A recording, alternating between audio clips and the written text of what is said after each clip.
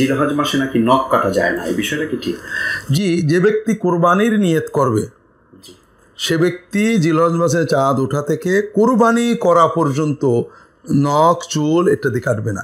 যেমন হাজিরা হজের এহরাম করার থেকে শুরু করে 10 তারিখে কোরবানি করার আগ পর্যন্ত কাটতে পারেন না, ঠিক এটা হাজিদের অনুকরণে একটা সুন্দর সুষ্ঠ ইবাদত।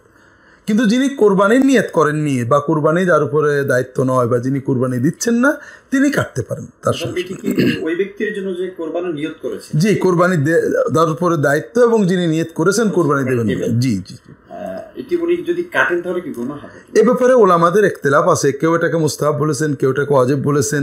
তবে রাসূলুল্লাহ সাল্লাল্লাহু আলাইহি ওয়াসাল্লাম কিন্তু নাহি বলেছেন, লা ইয়াখুদান্না, সেজন্য কখনোই তার নখ চুল থেকে কিছু গ্রহণ করে না কাটে। কাজেই এটা ওই ইখতিলাফে না যে রাসূলুল্লাহ সাল্লাল্লাহু আলাইহি ওয়াসাল্লাম নিষেধটাকে মান্য করাটাই দরকার। জি জি। দর্শক, আমরা জেনে গেলাম খুব গুরুত্বপূর্ণ একটি বিষয়, জিলহজের 1 থেকে শুরু করে আমরা 10 তারিখ পর্যন্ত কুরবানি দেওয়া পর্যন্ত, এমনকি তিনি ঈদের দিন সকালেও কাটবেন না, না তিনি কুরবানি দেওয়ার পরে কাটবেন। ইনশাআল্লাহ।